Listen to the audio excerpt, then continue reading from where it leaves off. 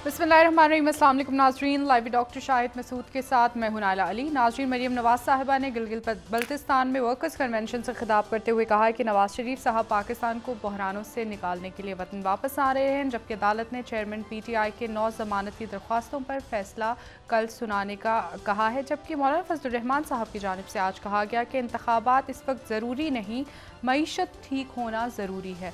इस समेत दिन भर जो हम मौजूआत रहे उन पर बात करेंगे। हमारे साथ वीडियो लिंक पर मौजूद होंगे डॉक्टर शाहिद मसूद। अस्सलाम वालेकुम डॉक्टर साहब। वालेकुम जी, आपको भी नहीं। डॉक्टर साहब, मरीम नवाज साहिबा की वर्कर कन्वेंशन से खिताब दौरान गुफ्तगू उनकी जानिब से कहा गया कि नवाज शरीफ साहब वतन वापस आकर आवाम को रिलीफ देंगे और तमाम तर बहरानों से निकालेंगे। ये जो नून लीग की बयानिया, एक जारहाना बयानिया हमने काफ़ी सालों में देखा, अब एकदम से हम देख रहे हैं कि वो बयानिए में तब्दीली है और अवामी मसाइल की बात हो रही है। तो क्या वाकई में बयानिए में कोई नरमी आई है? नहीं, बयानी में नरमी भी आई है और दूसरी बात यह है कि नवाज शरीफ साहब अभी तक जो इतलात हैं लंदन से वो ये है कि नवाज शरीफ साहब 21 तारीख को वतन आ रहे हैं और उनकी जो कानूनी टीम है वो दो तीन जो उनकी कानूनी टीम है और सियासी टीम है वो इस बात के लिए भी तैयार है कि उनकी जमानत पहले मंजूर कर ली जाए और इस बात के लिए भी वो तैयार है, उनकी जो टीम है कानूनी टीम, कि क्योंकि जब जमानत इस तरह के केसेस में है तो गालिबन खुद अदालत में जाना पड़ता है, क्योंकि राहदारी जमानत तो है नहीं, तो खुद अदालत में पेश होना पड़ता है। तो शायद जो है वो अगर उनको गिरफ्तार कर लिया जाता है तो वो गिरफ्तारी के लिए भी ज़हनी तौर पे तैयार हैं और वो गिरफ्तार होंगे और उसके बाद फिर उनकी कानूनी टीम जो है वो यानी 2-3 ट्रेंड्स पे वो एक साथ काम कर रही है। ये कि पहले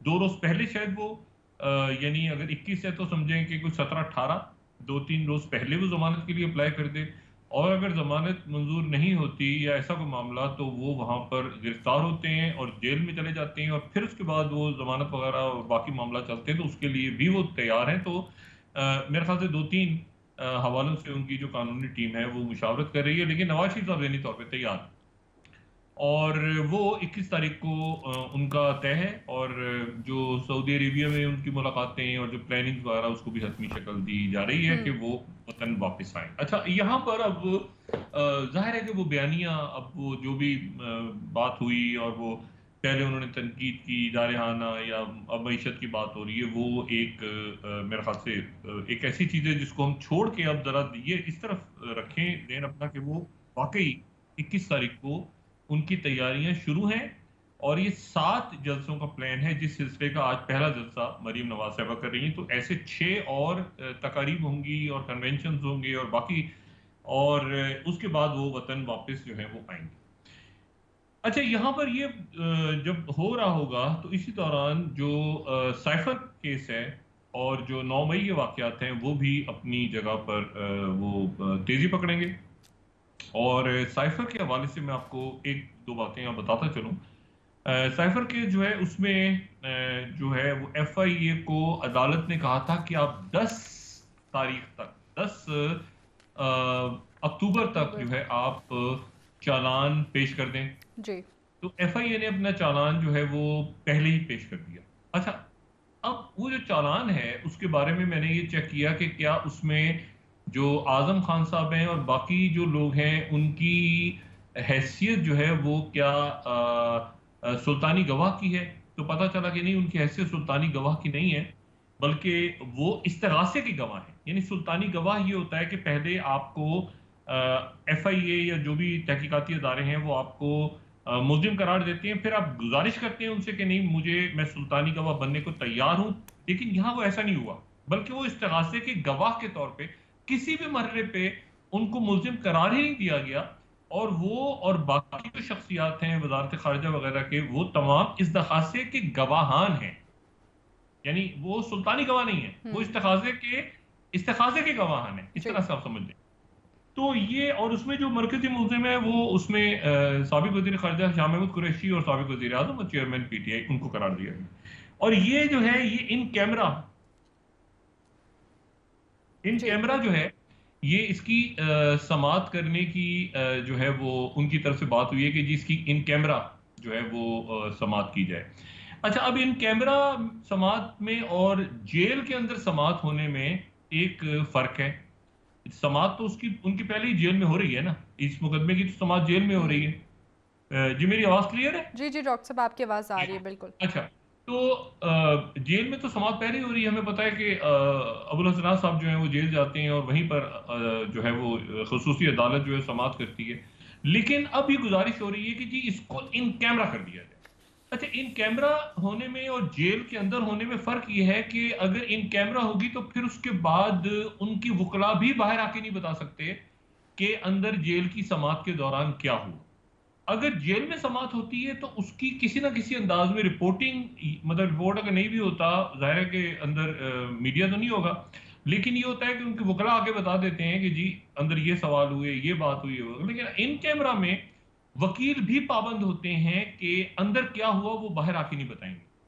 तो ये जो समाअत है ये इन कैमरा करने की, जेल के अंदर और इन कैमरा करने की जो है दरख्वास्त की गई है। वो एफआईए की तरफ से जी ये दरख्वास्त चली गई है आज। अच्छा, अब यहाँ पर ये होगा, अब इसमें ये होता है कि अगर वैसे तो 10 तारीख दी गई थी, लेकिन अब उसमें एफआईए ये भी कह सकती है कि चालान जो चूंकि हमने जमा करवा दिया है इसलिए इसकी समाअत इन कैमरा जेल में जल्दी शुरू की जाए। और अगर जल्दी शुरू होती है तो मिसाल के तौर पे अगर वो पहली तारीख को वो जो है वो यानी 2 तारीख को अपील डालते हैं वो कि इसको जल्दी समाप्त की जाए, या 3 तारीख को डालते हैं, तो हो सकता है ये 5-6 तारीख तक जो है ये मामला आगे बढ़ जाए। लेकिन उस सूरत में ये होगा कि मुकदमा शुरू होने से पहले 7 दिन पहले जो मुल्जिमान हैं दोनों, जिन पे इल्ज़ाम आयद है, यानी साबिक वज़ीर आज़म पे और साबिक वज़ीर ख़ारिजा पे, उनके वकला को उस चालान की कॉपियाँ देनी पड़ेंगी। यानी 7 दिन। यानी सर। मिसाल के तौर पे अगर ये अदालत मान लेती है कि ठीक है जी इसको मिसाल के तौर पे वो कहते हैं कि जी हम इसको फौरी तौर पे आपकी अपील को मानते हैं और जल्दी मुकदमा शुरू करते हैं, तो मुकदमा शुरू करने से पहले भी 7 दिन चाहिए होंगे। और 7 दिन के दौरान जो है वो चालान की कॉपियाँ जाएँगी मुल्ज़िमान के वकला को। और फिर उसके बाद 7 दिन के बाद वो मुकदमा शुरू होगा। 3-4 से आप लगाएँ तो आपकी 11 से शुरू हो जाएगा, 12 से शुरू हो सकता है। इन कैमरा जेल में, यानी रिपोर्टिंग भी नहीं है, वकील भी नहीं बता सकते और जो है वो मीडिया भी नहीं है। ठीक है। और ये भी हो सकता है कि ये डे टू डे हो, और ये भी हो सकता है क्योंकि ये रोज़ की बुनियाद पे हो, और ये भी हो सकता है कि ये रोज़ की बुनियाद पे ना हो, कुछ दिनों के वक़्फ़े के साथ हो समाअत, और ये भी हो सकता है कि ये डे टू डे बेसिस पे हो। और उसके बाद ये कि तेज़ी के साथ इसको एक मंतकी अंजाम तक पहुँचाया जाए जिसमें हतमी सज़ा यानी कैपिटल पनिशमेंट, जी। क्योंकि इसमें जो 5A 5B दोनों लगाए गए हैं, तो उसमें अगर हम पहले भी बात कर चुके हैं कि 5B होता है तो उसमें सिर्फ जो है वो 2 साल है, अगर A 7 हो तो फिर वो कैपिटल पनिशमेंट में चला जाता है, या उम्र कैद या 14 साल। तो मैक्सिमम पनिशमेंट क्योंकि दोनों दफात लगाई गई हैं तो वो मैक्सिमम पनिशमेंट मांगी जाएगी। अब क्या मांगी जाती है और अदालत क्या देती है, ये बात की बात है। अदालत जो भी फैसला सुनाएगी वो चैलेंज हो जाएगा इस्लामाबाद हाई कोर्ट में, और इस्लामाबाद हाई कोर्ट में चैलेंज अगर होता है और अपील वहां से भी मुस्तरद होती है तो फिर ये जाएगा सुप्रीम कोर्ट में, और फिर सुप्रीम कोर्ट इसको फाइनल इसके ऊपर ये तो इसके मराहल हैं इसके इस पूरे सैफर केस। और इसी दौरान जो है वो बयानात, ये इस्तिगासे के गवाहान हैं। ये मैं बताऊं कि एफआईए कह रही है कि ये हमारे सुल्तानी गवाह नहीं है बल्कि ये इस्तिगासे के गवाहान हैं, और उनमें से जो हैं वो 28 के नाम है, मेरे ख्याल से 26-27 ने अपने बयानात बतौर गवाह इस्तिगासे की गवाह उन्होंने जमा भी करवा दी हैं, और उनके ऊपर उनके लॉयर्स जो हैं वो जेरा भी करेंगे, लेकिन वो इन कैमरा भी होगा और जेल में भी होगा, तो रिपोर्टिंग भाई नहीं होगी। ठीक है। अच्छा, ये सारे मामला उधर उधर चल रहे होंगे, तो 9 में ही चल रहा होगा, और साथ ही इस हफ्ते ये 3 तारीख को देखना है कि अदालत में क्या फैसला होता है। एक्ट ऑफ प्रोसीजर बिल्स और ये सारी जो प्रैक्टिस समाअत है ओपन प्रोसीजर। कोर्ट में होती है, ये क्या होता है वो भी सारा सामने है। और 21 तारीख को नवाज शरीफ साहब ने आना है, और उससे यकीनन वो हफ्ता पहले वहां से लंदन से रवाना होंगे, और क्योंकि 5 दिन 4-5 दिन सऊदी अरेबिया और 1-2 दिन दुबई और ये सारा। अच्छा, ये सारा ये तो सब हो रहा है, ठीक है ना, लेकिन क्या ये सूरत हाल आगे किस तरफ जाएगी, क्योंकि दरमियान में एहतसाब है, और दरमियान में एहतसाब है, और इसमें पाकिस्तान पीपल्स पार्टी जो है वो खुद को थोड़ा सा इस पूरे चेस बोर्ड से बाहर समझ रही है। तब से बाहर समझ रही है जब से दुबई में मीटिंग हुई थी, और जिसमें मरीम नवाज साहब ने कहा था कि मैं तो वजीर आजम की उम्मीदवार नहीं हूँ, बल्कि वजीर आजम की उम्मीदवार तो नवाज शरीफ साहब भी होंगे। इवन शहबाज शरीफ साहब भी नहीं है, नवाज शरीफ साहब ही हैं। अच्छा, अब जो है वो ये बड़ी इंटरेस्टिंग बात है कि नवाज शरीफ साहब की, यानी जिस दौरान उनका मामला चलेगा अदालतों में और जो भी उनके कानूनी वो मामला को फेस करेंगे, तो इस दौरान जो है वो उम्मीदवार वही रहेंगे। ये कंडीशन मरीम नवाज साहब ने अपने विड्रॉ करने के लिए रखी है कि वही उम्मीदवार रहेंगे, जब वो अहल होंगे तो वही हिस्सा लेंगे। ऐसा नहीं है कि शहबाज शरीफ हिस्सा लें। ये बात जो है इस ऑन प्रिंसिपल एक डिसाइड हुई है फैमिली के अंदर। ठीक तो है। अब ये बड़ी इंटरेस्टिंग बात है कि इस दौरान इलेक्शन अगर आता है तो और नवाज शरीफ साहब के मामला हल नहीं होते, तो फिर नवाज शरीफ साहब भी चाहेंगे कि इलेक्शन उस वक्त हो जब मेरे मामला हल हों, और मुकम्मल तौर पे जो तहरीक इंसाफ की क़यादत है वो सजा याफ्ता और जो भी मैक्सिमम उनके साथ हो सकता है वो हो जाए मामला। हम्म। तो ये आने वाले दिनों में, लेकिन एहतसाब भी दरमियान में चल रहे हैं, मुकदमा भी खुल रहे हैं, और साथ ही जो डॉक्टर साहब, वजीर आपने और कल भी मियां शाहिद साहब भी जब हमारे प्रोग्राम में तशरीफ़ लाए तो उनकी जानिब से भी कहा गया कि जो एहतसाब है वो अक्रॉस द बोर्ड होगा और उसमें किसी किस्म की फेवर नहीं दी जाएगी। तो क्या वो मौजूदा जो जमातें इस वक्त इंतखाबात में जो शामिल होने जा रही है, क्या उनमें मौजूद जो सियासी रहनुमा है उनके खिलाफ भी एहतसाब होने जा रहा है, या सिर्फ पाकिस्तान तहरीक इंसाफ समेत कुछ शख्सियात के खिलाफ? ये तो अक्रॉस द बोर्ड होगा ना। चीनी शुगर मिल्स तो सबकी है ना, शुगर मिल्स तो सबकी हैं, गंदम में भी सब हैं, तोशेखाने में भी सब डॉलर हैं, स्मगलिंग केस इसमें डॉक्टर साहब। सियासतदान भी हैं, इसमें गैर सियासी लोग भी हैं। ये गंदम डॉलर आगे पीछे ये जो भी कुछ मुल्क में हो रहा है, इसमें सिर्फ पॉलिटिशियंस तो नहीं है, इसमें पॉलिटिशियन से हटके और तबकात भी हैं माशरे में। तो अगर तो सिर्फ सियासतदानों का तो नहीं होगा ना, जी। सियासतदानों से हटके भी होगा और अक्रॉस द बोर्ड होगा, और कई जगहों पे ये सब मिल भी जाते हैं। जब देखें ना चीनी का मसला आता है तो ये तो एक अंजुमन इत्तेहाद अवामी बन जाता है पूरे मुल्क सर। में कि वो चीनी है भाई, तो चीनी की कीमत ऐसे आगे पीछे तो एक तरफ लड़ भी रहे होते हैं लेकिन एक तरफ साथ भी होते हैं। गंदम का मामला होता है तो साथ हो जाते हैं। फैक्ट्रियां सबकी हैं, मतलब एक इंटरेस्ट ग्रुप जो है वो कभी एक पार्टी में होते हैं, दूसरी पार्टी में होती है। ब्यूरोक्रेसी में यही हाल है, बाकी सर्विसेज में भी यही हाल है। तो बात यह है कि ये अब देखना ये है कि ये जो एहतसाब का अमल है ये तो अगर नहीं होता, क्योंकि देखें ना अब आईएमएफ की तरफ से भी आपको एलिट कैप्चर की और इसकी और उसकी बातें चल सर। पड़ी हैं, और जितना तेल की कीमतों ने कल कम होना था उतना नहीं हुआ। 8 रुपए कम हुआ है, लेकिन एक जो एस्टिमेट था वो ये था कि 10 रुपए से ज्यादा 11 या 12 या 13 रुपए तक ये बात हो रही थी कि रिलीफ दिया जाएगा, आवाम को नहीं दिया गया। और गैस की कीमत, तो ये अब बात ऐसी है कि कोई माशी प्लानिंग के साथ अगर वापस आते हैं, मईशत की बात कर रहे हैं, तो माशी प्लान क्या होगा? मतलब ये कहना कि जी हमें कशकोल तोड़ना होगा, हम एशियन टाइगर बना देंगे, हम जो है वो मतलब है कि बहुत तरक्की, इससे तो जुमलेबाजी से बात नहीं चलेगी ना। बात ये है कि भाई आप सारी पार्टियां जो हैं उनके पास माशी टीम कौन सी है, उनके पास मसाइल का हल क्या है, सर। और वो किस तरह से मामला को हल करके मुल्क को कैसे आगे लेके जाना है, ये इशू है ना। साथ आपके सिक्योरिटी थ्रेट्स भी हैं। कल जो वाकया हुआ, अफसोसनाक वाकया, एक से ज्यादा हुए, ये अल्लाह ताला खैर करे, एक बड़े खौफनाक वाकयात हुए। तो ये सारे मामला हैं। तो ये इसी महीने जो शुरू हुआ है, इस महीने में सारी क्लैरिटी आ जाएगी कि कौन कहाँ पे खड़ा है और क्या हालात है। ये महीना बड़ा फैसला कौन है ये, और ज़ाहिर नवंबर तक ये पूरे अदालतों के मामला, एहतसाब के मामला, नैब क्या करने जा रही है, अदालतों का रुख किस तरफ है, इलेक्शन कब हो रहा है कब नहीं हो रहा, वो भी तो मामला अटका हुआ है ना। इलेक्शन कमीशन ने एक डेट दी हुई है, सदर ने एक डेट दी हुई है, और इलेक्शन कमीशन कह रहा है जनवरी में होंगे, सदर कह रहे हैं नवंबर में होंगे। तो फैसला तो अभी होना है कि भाई सदर की बात चलेगी या चलेगी, सुप्रीम कोर्ट को फैसला देगी, इसमें तो बहुत कुछ होना है अभी। और ये सारा कुछ अभी तेजी के साथ होगा, यानी इस महीने में ही सारे मामला मेरे ख्याल से क्लियर हो जाएंगे, सामने आ जाएंगे। दूसरी जो बात है वो ये है कि ये हालात जो हैं, मैं ये बात दोबारा कहूं कि देखें, कल भी मैंने बात की थी और मैं काफी दिन से कह रहा हूं कि 2 इलेक्शंस ऐसे हैं जिसपे नजर रखें। ये मैं बार बार बात कह रहा हूं कि 2 मुल्कों के इलेक्शंस पे नजर रखें। सबसे पहला इलेक्शन तो मैंने कहा कि मालदीव पे नजर रखें जी। और मालदीव का इलेक्शन इसलिए इंपॉर्टेंट है, बहुत ज्यादा इंपॉर्टेंट है कि नंबर 1 कि मालदीव हमारा पड़ोसी मुल्क है, सार्क का मुल्क है, यानी जनूबी एशिया का मुल्क है। सर। 12 जाहिर हैं, लेकिन बिल्कुल आप समझेंगे ये इंडियन ओशन में है, सार्क का मुल्क है, यानी साउथ एशियन कंट्रीज में इसका शुमार होता है। और इसकी जो लोकेशन है वो स्ट्रेटेजिकली दुनिया के लिए बड़ी इंपॉर्टेंट है, और वो स्ट्रेटेजिकली इसलिए इंपॉर्टेंट है कि इंडियन ओशन में है। अगर हम नक्शे में देखें, और जो इसको यानी इंडिया के लिए तो बहुत इंपॉर्टेंट इसलिए है कि एक तरफ इसके मगरिब में स्ट्रेट ऑफ हॉर्मुज है, और जो गल्फ ऑफ अदन है, खलीज अदन और आबनाए हुरमुज, और जो साउथ ईस्ट है उस तरफ जो है वो स्टेट ऑफ मलाका है। तो जो दोनों बड़ी यानी मगरबी और मशरकी जो सी लेन्स ऑफ कम्युनिकेशन हैं, सी लॉक, दोनों जो हैं वो उनके दरमियान में ही वाक़ है। इधर की बंदरगाह भी और इधर की बंदरगाह भी, ऊपर की भी नीचे की भी, चारों तरफ से जो है वो मुख्तलिफ इसकी जो स्ट्रेटेजिक लोकेशन है बड़ी इंपॉर्टेंट है। और ये फिर अफ्रीका तक और इस तरफ श्रीलंका और आगे पूरा, तो अगर दुनिया के नक्शे में देखें तो इसकी आपको एक इम्पोर्टेंस बहुत बहुत ज़्यादा आपको नजर आती है। अब मसला ये है इसमें कि ये तो वहां पर क्या हुआ, मालदीव में क्या हुआ, वहां पर जनाब ये 1968 से लेके और 1978 तक तो वहां पे सदारती निज़ाम था। उसके बाद वहां पे पार्लिमानी निज़ाम आ गया।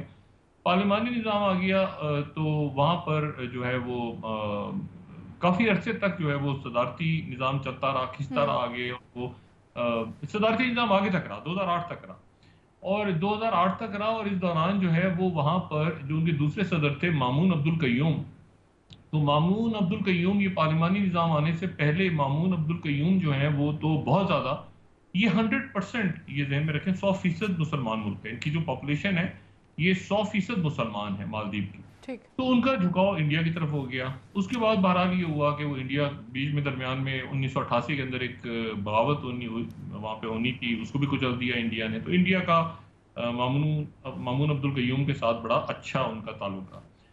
अब जनाब ये हुआ कि बहरहाल आगे हम चलें तो उसके बाद ये हुआ कि मुख्तलिफ वहाँ पे वज़राए आज़म आए, सदूर आए, चलता रहा, सिलसिला चलता रहा। और वहाँ पर जो है वो एक पार्लिमानी निज़ाम आ गया, वज़ीर आज़म आ गए। लेकिन ये हुआ दरमियान में कि वहाँ पर जो है एक झुकाव जो है वो हमारे सामने आया कि जब वो चाइना की तरफ चले गए, और चाइना जो है उसका असर और रसूख बढ़ने लगा मालदीव के ऊपर।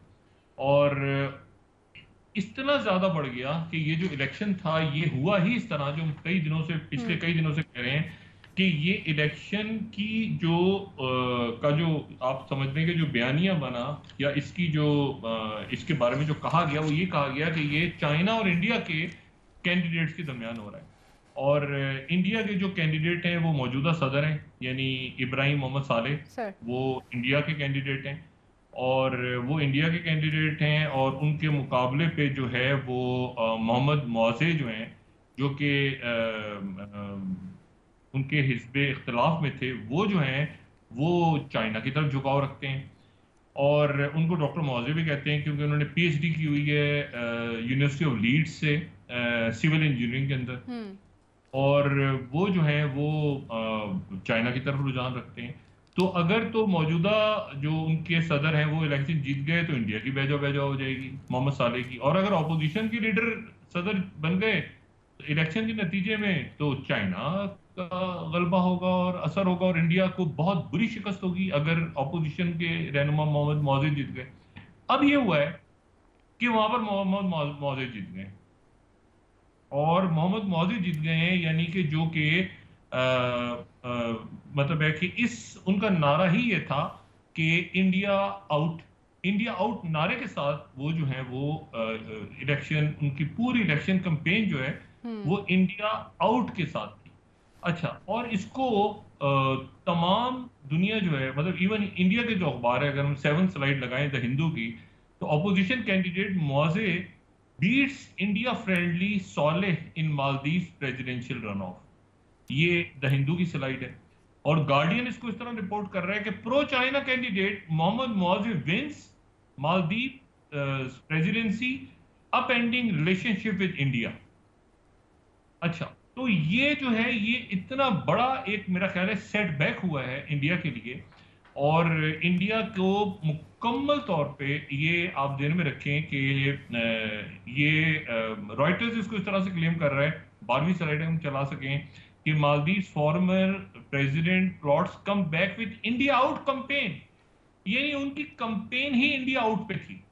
ठीक है ना, इंडिया आउट के ऊपर ही जो है अब्दुल्ला यामीन जो है, जो कि अब जेल में है, और उसके बाद ही मोहम्मद मौज़े उन्हीं की जमात से ताल्लुक रखते हैं, और ये बड़ा प्रेशर आ रहा है कि उनको जेल से निकाला जाए अब्दुल्ला यामीन को।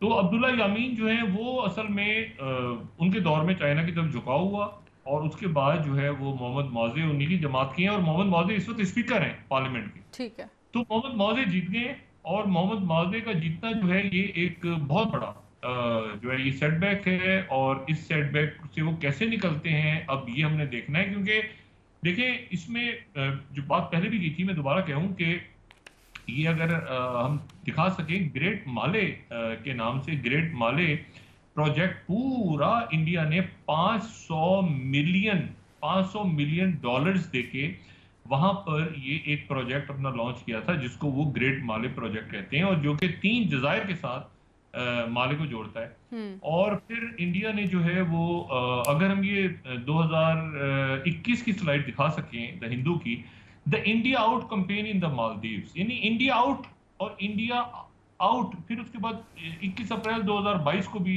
द हिंदू कह रहा है कि मालदीव्स के जो प्रेसिडेंट हैं मोहम्मद साले, वो इंडिया आउट कैंपेन को बैन कर रहे हैं, मतलब पाबंदियां लगा रहे हैं कि किसी तरह से इंडिया आउट कैंपेन जो है वो खत्म, उसके ऊपर पाबंदी लगा दीजिए इस कदर।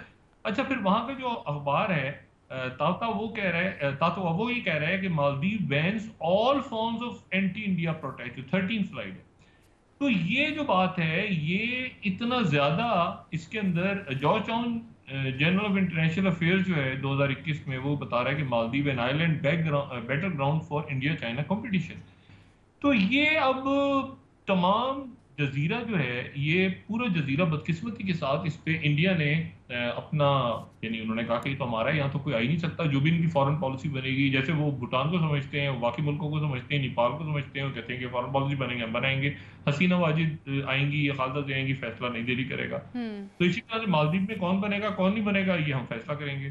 तो ये उन्होंने जनाब यहाँ पर अपनी नेबरहुड फर्स्ट पॉलिसी मोदी सरकार की, और अब तो मुझे लगता है कनाडा का भी वही फैसला करेंगे, बाकी मुल्कों का भी वही फैसला करेंगे। तो वो बहरहाल अभी हुआ कि अब मालदीव हाथ से निकल गया, तो एक आजाद पॉलिसी, आजाद खारिजा पॉलिसी, एक आजाद वो मुल्क जो है वो एक अपनी तमाम तर ताकत के साथ वो मुल्क दुनिया के सामने आएगा। ये जो मामला है कि मालदीव निकल गया इंडिया के हाथ से, ये बड़ा परेशान कुन है, और ये बड़ी हुकूमत है, और बहुत बड़ा सेटबैक है उस वक्त जबकि ये फाइव आइज भी देख रहे हैं, कनाडा भी देख रहा है, अमेरिका भी देख रहा है कि भाई इंडिया जो है वो किस तरह से आहिस्ता आहिस्ता अपने पड़ोस में अपना असर खत्म करता जा रहा है, चाहे वो बांग्लादेश हो या म्यांमार हो या नेपाल हो या भूटान हो या पाकिस्तान हो या मालदीव हो या श्रीलंका हो। तो वो रीजन के अंदर भी अपने मामला उसके खराब हो रहे हैं अपने पड़ोसियों के साथ। ये सार का मुल्क है मालदीव, और पहली दफा ऐसा हुआ है कि मुकम्मल तौर पे वो इंडिया के हाथ से निकल गया, और यह कंपेन ही इंडिया और चाइना के नाम पे चली।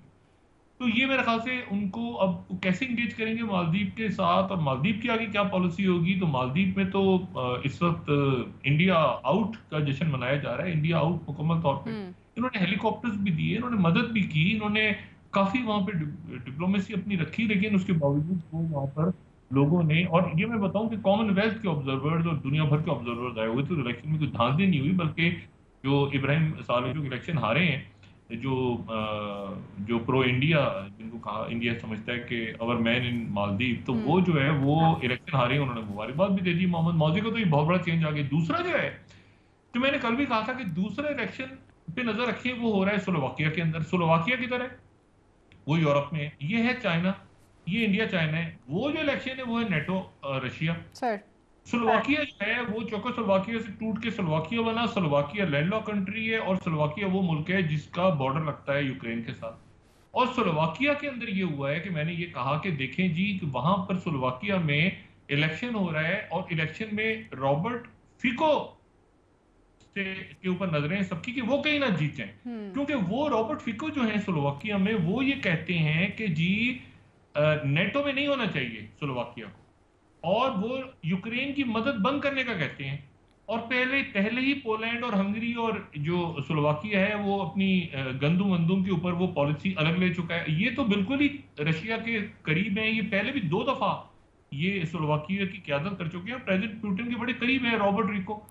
तो ये था कि भाई रॉबर्ट रिको अगर आ गए तो ये तो हंगरी के जो हैं जो ऑर्बन है उनके साथ, विक्टर ऑर्बन के साथ मिलके, हंगरी के साथ मिलके, ये तो एक ट्राइका बन जाएगा कि नेटो, यूरोपीय यूनियन से हटके 2 नेटो के ममालिक रशिया के फेवर में चले जाएंगे। अब जनाब उनका रिजल्ट सामने आ गया और रॉबर्ट रिको जीत गए। स्लोवाकिया में रॉबर्ट रिको जीत गए, यहाँ मोहम्मद मौजी जीत गए। यानी स्लोवाकिया में वो जीत गए हैं जो ये कहते हैं कि हम नेटो में हैं, लेकिन हमें नेटो के से निकल के हमें रशिया के साथ जाना चाहिए। और वो प्रेसिडेंट पुतिन के करीब रहे। अच्छा, 2000 दो दफा वो पहले इलेक्ट हुए हैं ना, तो वो जब ये पहली यूक्रेन की जंग हुई थी तो 2014-15 में वो उस वक्त भी साथ थे प्रेसिडेंट पुतिन के। तो प्रेसिडेंट पुतिन से मिल भी रहे थे, उस जमाने की जो है तस्वीर भी मौजूद है, वो खाना भी खाए थे, वो उनका करीबी ताल्लुक भी था। तो प्रेसिडेंट पुतिन के जो करीब तरीन लोग यूरोप में मौजूद हैं, एक तो आप कहेंगे जी लुकाशेंको है बेलारूस के, दूसरे अगर सबसे पुराने उनके कोई दोस्त हैं तो वो इलेक्शन जीत गए दोबारा स्लोवाकिया में। सर तो ये नेटो के लिए बड़ा प्रॉब्लम हो गया। और नेटो अब किस तरह से, और ये उस वक्त हो रहा है सारा जब अमेरिका में शटडाउन तो नहीं हो सका। अच्छा हुआ कि बात रात को हो गई, उनकी रात गए और गवर्नमेंट शटडाउन नहीं हुई। ये हमेशा उनकी एक इकोनॉमी की एक प्रॉब्लम है। वो कहते हैं कि जी आखिरी मिनट पे, वो पहले भी जिक्र कर चुके हैं कि स्पीकर के साथ मुज़ाकरात हो जाते, शटडाउन नहीं होता। लेकिन अमेरिका इलेक्शन में जा रहा है, और इलेक्शन में जाने के बाद वो ये देख रहा है कि भाई ये यूरोप में देखिए, प्राइम मिनिस्टर ऋषि सुनाक ने कहा है कि हम अपनी फौजें नहीं भेजेंगे। अब ये मैं मतलब आपको यहाँ पे बता रहा हूँ कि उन्होंने जो ट्रेंड राइटर्स कोट कर देते हैं कि प्राइम मिनिस्टर सुनाक ने कहा, ऋषि सुनाक ने, कि there are no plans for now to send British troops to Ukraine. हम अपनी फौज नहीं भेजेंगे, असला भी शायद वो अब मजीद ना भेजें, इसकी पीसफुल सोल्यूशन की तरफ जाएंगे। पीसफुल सोल्यूशन सऊदी अरेबिया का भी पीस प्लान हो सकता है, चाइना का भी हो सकता है, वो तुर्की का भी हो सकता है, कई मुल्कों का हो सकता है। लेकिन 3-4 महाज ऐसे हैं जो इसी सफारती और जंगी सर दोनों जगहों पे जो है वो अजब मामला हुआ है। एक तो ये कि वो निगोर्नो काराबाग निकल गया, आर्मीनिया हार गया, ये इंडिया के लिए लम्हा फिक्र है। दूसरी बात ये कि अफगानिस्तान की कॉन्सुलेट्स बंद हो गए, ये लम्हा फिक्रिया है जो तीसरी बात ये कि तमाम मगरबी ममालिक बशमूल अमेरिका, कनाडा, बरतानिया, फाइव आइज, ये उनसे मामला खराब हो गए। फिर ये है कि मालदीव निकल गया हाथ से। तो मतलब ये है कि ये इंडिया के लिए प्रॉब्लम है। उधर अमेरिका की कंसंट्रेशन इस वक्त जो है, तवज्जो होगी इसको यूक्रेन से निकलने की, ताकि जो भी रिजल्ट होता है वहां पर अमेरिका इलेक्शन में जा रहा है और उससे पहले यकीनन वो चाइना के साथ अपने ताल्लुकात बेहतर करेगा, इकोनॉमी खराब ना हो, ट्रेड रिलेशंस हो, किसी तरह शी जिनपिंग आ जाए, ये वो सारा देखना। ये है कि अब यहाँ पर क्या होता है वापस आने के बाद, इंडिया किस तरह मालदीव को एंगेज करता है, इंडिया किस तरह अपने पड़ोसियों को एंगेज करता है, चाइना को एंगेज करता है, ये फाइव आइज के जो ममालिक हैं उनको एंगेज करता है, और मशरिक वस्ता को कैसे एंगेज करता है। आज बड़ा एक अफसोसनाक वाकया पेश आया, और वो वाकया ये था कि जो अंकारा है, यानी जो दारुल हुकूमत इस्तांबुल तो नहीं है, अंकारा जी है, तो तुर्की के दारुल हुकूमत में 2 खुदकुश हमले हुए हैं, लेकिन उन खुदकुश हमलों में दोनों जो लोग थे मारे गए हैं, कोई बड़ी जानी नुकसान नहीं हुआ। अंकारा में 2016 के बाद ही वाकया हुआ है, और उस वक्त हुआ है जो प्रेसिडेंट अर्दगन जो है वहां पे खिताब करने जा रहे थे पार्लियामेंट से। लेकिन अभी इस दिन में रखें कि अंकारा में ये मतलब है कि आर्मीनिया से कोई लोग वो भी कर सकते हैं, उनको शिकस्त हुई है, कुर्दिश भी कर सकते हैं, कुछ शाम के लोग आए हुए हैं वो भी कर सकते हैं। तो काफी तरफ से थ्रेट्स हैं, लेकिन ये है कि कोई बड़ा, अल्लाह का शुक्र है कि जानी नुकसान नहीं हुआ। लेकिन पाकिस्तान में जो कल दहशतगर्दी हुई है उसकी चाइना से लेके, अरब ममालिक से लेके, अमेरिका से लेके हर मुल्क ने पूरी दुनिया में उसकी मजम्मत की जी है। बिल्कुल अब उसके पीछे कौन था, मेरा ख्याल है कि या तो ये कि कोई बुरे को नजरियात की, मेरा ख्याल ये है कि ये जो जराइम पेशा अफराद जो हैं, जो कि लबादा ओढ़ लेते हैं मजहब का या किसी का, ये चूंकि इन पे हाथ पड़ रहा है कि जी गंदम स्मगल नहीं होगी और डॉलर स्मगल नहीं होंगे और ये सारे सड़कें वड़के दरमियान में बंद हो गई, क्योंकि ये उस वक्त हमला हुआ है जहन में रखिए जब मॉस्को फॉर्मेट चल रहा था। तो मॉस्को फॉर्मेट चल रहा था, तो वहां पर अफगान क्यादत भी थी, पाकिस्तान भी था, इंडिया भी था, और दीगर ममालिक भी, चाइना भी था। तो ये उनकी उनकी हुकूमत तो पूरी, ये अब उनकी सरजमीन से लोग इस्तेमाल हो रहे हैं या सर बॉर्डर बंद करते हैं, यहाँ से बात हो रही है निकाले। लेकिन बहरहाल ये तो होगा जब देखें ना, जब माशी दहशतगर्दी पे हाथ पड़ेगा तो वो जो दूसरी दहशतगर्दी है वो भी तो यहाँ से फाइनेंस होती है ना, बिल्कुल ठीक कह रहे हैं वो भी डॉक्टर तो साहब, एक बंदरगाहों ब्रेक से ले चलती लेते है, हैं। सड़कों से चलती है, उनके स्मगल होती हैं चीजें उनका। तो जब उन पे हाथ आप डालेंगे और उनके पीछे बड़ी बड़ी शख्सियात होंगी, तो वो तो फिर दहशतगर्दी में तो कोई ना कोई नेक्सस बनेगा और कोई तीसरी कुव्वत भी उसमें यकीनन इन्वॉल्व होगी। तो ये हमने देखना है कि ये अब जो दुनिया में वाकयात हो रहे हैं बड़े बड़े, ये सारे वाकयात का क्या असर पड़ता है। मालदीव में इंडिया का कैंडिडेट हारना, आर्मीनिया में आजरबाईजान की तारीखी फतह, और स्लोवेकिया के अंदर ऐसे रहनुमा का जीतना जो कि नेटो के और यूरोपीय यूनियन से ज्यादा रशिया के करीब है, उसका जीतना। और ये सारे और साथ ही फाइव आइज का मामला, साथ ही चाइना जो है उसके अमेरिका से ट्रेड रिलेशंस, और ये कि जी किसी तरह वम भी दौरा करें और किसी तरह शी जिनपिंग करे जाएं। प्यूटिन जो है चंद दिनों में जा रहे हैं, बेल्ट एंड रोड फोरम शुरू हो रहा है चाइना के अंदर, जिसमें मेरा ठीक है ख्याल ये डॉक्टर है साहब, कि एक ब्रेक ले लेते हैं सर, वापस आके 115 बात ममालिक करेंगे हैं, तो मजीद। 130 140 ममालिक शायद उसमें शरीक हों बेल्ट एंड रोड इनिशिएटिव में। तो अब जी अब वक्फा में उसकी बात करते हैं ठीक है। कि मियां नवाज शरीफ साहब की लंदन से रवानगी की तारीख क्या होगी, और 21 तारीख को पहुंच रहे हैं, तो अब वक्फा लें उसके बाद करते हैं। ठीक है नाजरीन, यहाँ पर एक ब्रेक ले लेते हैं, हमारे साथ रहिए।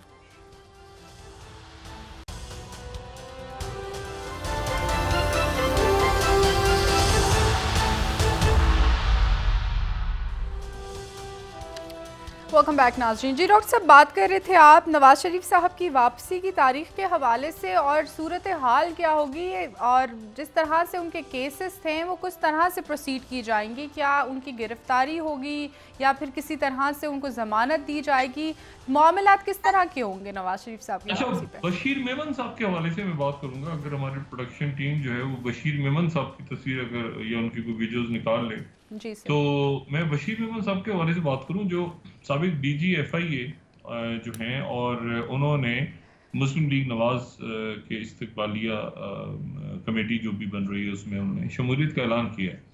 अच्छा, इसके दो पहलू हैं। एक तो पहलू ये है कि जो तहरीक इंसाफ कह रही है कि जी वो बशीर मेमन साहब जो हैं वो तहरीक इंसाफ पे वो तनकीद कर रही है, लेकिन जो असल इशू है, जो मैं जितना समझता हूँ बशीर मेमन साहब के मामला को, और मैं इसलिए समझता हूँ कि बशीर मेमन साहब की जेर क़यादत एक JIT बनी थी, और वो JIT जो है वो सुप्रीम कोर्ट पाकिस्तान के ऑर्डर्स पे बनी थी, और उस JIT के अंदर जो है वो तमाम हसास अदारे थे मुल्क के, जिसमें ISI भी थी, जिसमें मिलिट्री इंटेलिजेंस भी थी, और जिसमें जो है वो पाकिस्तान पुलिस सर्विसेज भी थी। ठीक। और उस JIT के सामने मैं पेश हुआ था, काफी पेश हुआ था, यानी 1 महीना में पेश होता रहा था।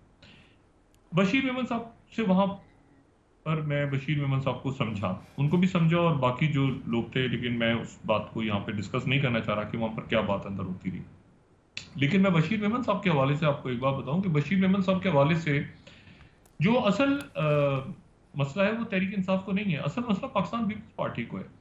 और उसकी वजह यह है कि बशीर मेमन साहब जब DG FIA थे, तो बशीर मेमन साहब ने उस वक्त जो जाली बैंक अकाउंट केसेस थे, अगर आपको याद हो, तो वो बशीर मेमन साहब ने शुरू किए थे। यानी ये जो केसेस थे जिनमें अनवर मजीद साहब, और जिसमें ये सारा जो भी जितने जाली अकाउंट्स थे, ठीक है ना, एक बैंक जो था वो उसके जद में आ गया था, समिट बैंक जो भी था, वो सारा वो तो पूरा। और आपको शायद याद हो कि FIA की टीम्स कराची में आ गई थी, बिल्डिंग्स किराए पे ले ली गई थी, यहाँ पे सारा काम शुरू हो गया था। तो बशीर मेमन साहब की और जरदारी साहब के ताल्लुकात बहुत कशीदा है, बहुत कशीदा है। यानी जरदारी साहब अगर किसी शख्स को बिल्कुल पसंद ही नहीं करते कि उसको शक्ल भी उसकी देखें, तो वो बशीर मेमन साहब है, क्योंकि बशीर मेमन साहब ने तहकीकात की थी। बाद में ये हुआ कि वो जो पूरा FIA से केस लेके वो चला गया नैब में, और वो चला गया जावेद इकबाल साहब के पास। तो ये बशीर मेमन साहब उसको मंतकी अंजाम तक पहुंचा रहे थे। तो जब जाहिर है कि एक अनहोली अलायंस बना, पिछली हुकूमत आई, तो उसमें एक अनहोली अलायंस बना, तो सिंध में जब वो बात की होगी, जाहिर है कि उस साबिक वज़ीर आज़म से जो है वो पाकिस्तान पीपल्स पार्टी की क़यादत ने, जो भी उस वक्त थी मामला थे, तो वो केस नैब में चला गया। नैब में जाने का मतलब ये कि वो फ्रीज हो गया, फ्रीज होने का मतलब ये कि वो चला गया उसमें, यानी रुक गया वहीं पे। ये उसको तेज चला रहे थे, FIA तेज चला रही थी, नैब के अंदर वो स्लो पड़ गया। तो नैब में जाने का मकसद ये था कि वो ठंडा पड़ा रहे। तो वो केस जो है वो नैब में गया, और वो केस खत्म हो गया। उसके बाद अच्छा, बशीर मेमन साहब उस पे ये काम कर रहे थे। तो बशीर मेमन साहब जो है, इन्होंने जाके फिर बात की आजम खान से, और उस वक्त मैंने भी कहीं बीच में बात की दरमियान में, तो उन्होंने कहा नहीं यार ठीक है, वो इस वक्त असल टारगेट जो है वो मियां मोहम्मद नवाज शरीफ साहब हैं, ठीक है, नवाज शरीफ साहब टारगेट हैं, और शहबाज शरीफ नवाज शरीफ तो आप खुद ही तो कहते हैं कि शहबाज शरीफ पे नजर रखें, तो उधर तो मामला नहीं है, मामला तो इधर खराब है। तो यहाँ से ये भी कहीं फैक्टर था। दूसरा जो फैक्टर है ख्वाजा आसिफ वाला, वो भी शायद हो, मैं उसके बारे में नहीं जानता, मैं उसके बारे में नहीं जानता कि वो ख्वाजा आसिफ के केसेस और वो सारे, वो खुद बशीर मेमन साहब बात वाजे करेंगे। लेकिन इतना जरूर जानता हूँ कि इनका बशीर मेमन साहब का जो असल मामला था जिसके ऊपर इन्होंने काम किया, वो जाली बैंक अकाउंट था। जिस हवाले से इनको यानी नाम इनका आया ज्यादा कि इन्होंने जाली बैंक अकाउंट्स का केस निकाल के एफआईए ने उस पर तहकीकात करके जब मंतकी अंजाम तक पहुंचने लगा तो उसको उठा के नैब में भेज दिया और नैब में गया तो फ्रीजर में चला गया। तो बशीर मेमन साहब जो है अब उन्होंने मुस्लिम लीग तो ज्वाइन कर ली है, लेकिन मेरा ख्याल है कि वो ये बाकी भी चूंकि जो इस्टेब्लिशमेंट और बाकी मुख्तदर हल्के वगैरह हैं उनसे भी ये बड़े बहुत करीब हैं। और ज़ाहिर है कि डीजीएफआईए तो ऐसे तो नहीं बने ना, डीजीएफआईए जो है वो पाकिस्तान में आपको पता है इंटरपोल का भी नुमाइंदा होता है। तो डीजीएफआईए बने रहे और उसके बाद ये कि ये माली तौर पे भी मुस्तहकम है, अच्छा इनका बैकग्राउंड है सिंध में, और सिंध के अंदर जो है ये मेरे ख्याल से आने वाले दिनों में पाकिस्तान पीपल्स पार्टी की क़यादत इस शमूलियत से ज़्यादा गुस्से में, गुस्से से मुराद ये कि वो नवाज शरीफ साहब से, जी बिल्कुल ऐसे ही जैसे एक जमाने में सैफुर रहमान साहब जब आए थे तो पीपल्स पार्टी कहती थी कि हर एक आ जाए सैफुर, बाद में खैर सैफुर रहमान साहब के साथ भी सेटिंग हो गई थी तो कोई मसला नहीं हुआ था, लेकिन शुरू में जरदारी साहब कहते थे जब हुकूमत आई थी पीपल्स पार्टी में हर शख्स आ जाएगा पाकिस्तान में, सैफुर रहमान किसी सूरत नहीं आएगा। तो नवाज शरीफ साहब भी कहते थे चले ठीक है कोई बात नहीं, सैफुर रहमान साहब बाहर रहे थे, बाद में जब गवर्नमेंट आई थी मुस्लिम लीग की तो वो आ गए थे मुल्क में। तो इसी तरह बशीर मेमन साहब जो हैं उनके बारे में जो जरदारी साहब है उनके बड़े बहुत शदीद उनके बारे में, अब बशीर मेमन जिन्होंने जाली बैंक अकाउंट बनाए थे, यानी पीटीआई तो बात कर रही है ना उसको, तो आप जो दूसरी साइड है मैं वो बता रहा हूँ।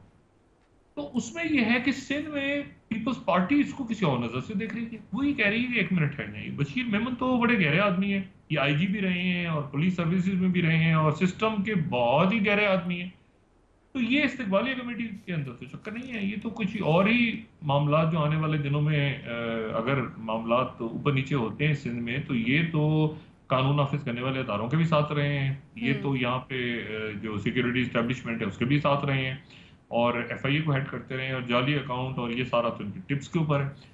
तो वो पीपल्स पार्टी इसको किसी और तरह से देख रही है सिंध में कि ये सिंध में ये इस्तकबालिया कमेटी कमेटी को कहते हैं नहीं ये तो कोई और ही चक्कर है, और वो जो जाहिर है कि एक तासुर बन रहा है कि जी मुस्लिम लीग नून की हुकूमत आ रही है, कि मुस्लिम लीग नून की हुकूमत आती है तो बशीर मेमन साहब को कोई बड़ा नहीं, वो कह पीपल्स पार्टी इसको किसी और नजर से देख रही है सिंध में। सिंध की सियासत है ना, तो सिंध की सियासत में आप वो तहरीक इंसाफ की सियासत तो उन्होंने फोकस रखी है ना पंजाब में नवाज शरीफ साहब पे, सिंध में पीपल्स पार्टी बशीर मेमन को किसी और तरह देख रही है, और वो ये देख रही है कि बशीर मेमन जो है वो आने वाले दिनों में, ये वो बशीर मेमन है जिन्होंने वो खोद के निकाल लिए थे वो सारे पेपर्स, वो सारे कागजात, वो सारे सबूत, वो सारा कुछ जो है वो इनके पास है, और ये जो है ये इस्टेब्लिशमेंट के भी करीब रहे हैं, ये अंदर सिस्टम के आदमी है, तो इस वक्त मेरा ख्याल है कि जो इनकी दो पहलू हैं, मुस्लिम लीग जो तहरीक इंसाफ तो बयान दे रही है ना, वो तो बयान दे रही है, वो तो बात कर रही है, तो जो खामोशी है ना वो खामोश इस पे पीपल्स पार्टी है। देखिए जाली बैंक अकाउंट केस बहुत खौफनाक केस था, आपको याद होगा, और वो नैब का केस नहीं था, वो जो है वो केस एफआईए का था और बशीर मेमन साहब ने ये सारा किया था। तो बशीर मेमन साहब के सिंध में इस तरह आने से और मुस्लिम लीग की तरफ से आने से ये एक मैसेज, पहले ये ख्याल पैदा हुआ कि शायद पाकिस्तान पीपल्स पार्टी को मैसेज भेजेगी मुस्लिम लीग नून को, लेकिन फिर उसके बाद उन्होंने कहा नहीं, मुस्लिम लीग नून ने ये जो बशीर मेमन साहब को सिंध में उतारा है तो ये सिर्फ जो है ये इस्तकबालिया कमेटी के लिए नहीं उतारा, बल्कि बशीर मेमन यहाँ सिंध में कुछ ऐसा होने वाला है आने वाले दिनों में जिसमें बशीर मेमन खामोशी से अपने घर में भी बैठे होंगे तो वो कुछ ऐसा करेंगे जो कि पीपल्स पार्टी, और कवर जाहिर है कि मुस्लिम लीग नून का होगा तो पॉलिटिकल कवर चाहिए होगा, तो वो कुछ करेंगे ऐसा जिसके नतीजे में पाकिस्तान पीपल्स पार्टी के खिलाफ कार्रवाइयां तेज होंगी। तो ये एक तासुर पाकिस्तान पीपल्स पार्टी के जहन में है, ये मैंने आपसे कहा ना कि ये अब जो मामला खुला है नैब के केसेस, नैब के केस खुले हैं ना, ये एफआईए के केस थे, ये केस एफआईए से शिफ्ट हो गए थे नैब में, तो अब ये क्या होगा आने वाले दिनों में, क्या पीपल्स पार्टी इस पे बात करेगी बाकायदा मुस्लिम लीग नून से या बात नहीं करेगी, या मुस्लिम लीग नून ने बशीर मेमन साहब को खुद लिया है या उनसे कहा गया है कि बशीर मेमन साहब को ले, लेकिन ये मामला इतना सहल नहीं है बशीर मेमन साहब का जितना हम समझ रहे हैं, ये गहरा मामला है, ये जाली बैंक अकाउंट्स और ये सारा डीजी आईजी पुलिस आप सूबे के रहे हो और डीजी एफआईए रहे हो पाकिस्तान के, इंटरपोल के नुमाइंदे हो पाकिस्तान में, आपको पता है ना एफआईए का जो डीजी होता है वो इंटरपोल का नुमाइंदा भी होता है, तो ये मेरा ख्याल है कि आने वाले दिनों में जो कुछ सिंध में होने जा रहा है उसमें बशीर मेमन साहब का कहीं ना कहीं एक खामोश रोल होगा जिसको डिनाई करते रहेंगे, रोल होगा जरूर कहीं ना कहीं। जी ठीक है, बहुत शुक्रिया डॉक्टर साहब। प्रोग्राम का वक्त ख़त्म हो रहा है नाजरीन, इंशाल्लाह दोबारा आपसे मुलाकात होगी। मुझे नायला अली को इजाज़त दीजिए। अल्लाह हाफ़िज़ जी डॉक्टर साहब। अपने दोस्तों रिश्तेदारों, मिर्दोनवा के लोगों का सब ख्याल रखिएगा। अल्लाह हाफ़िज़।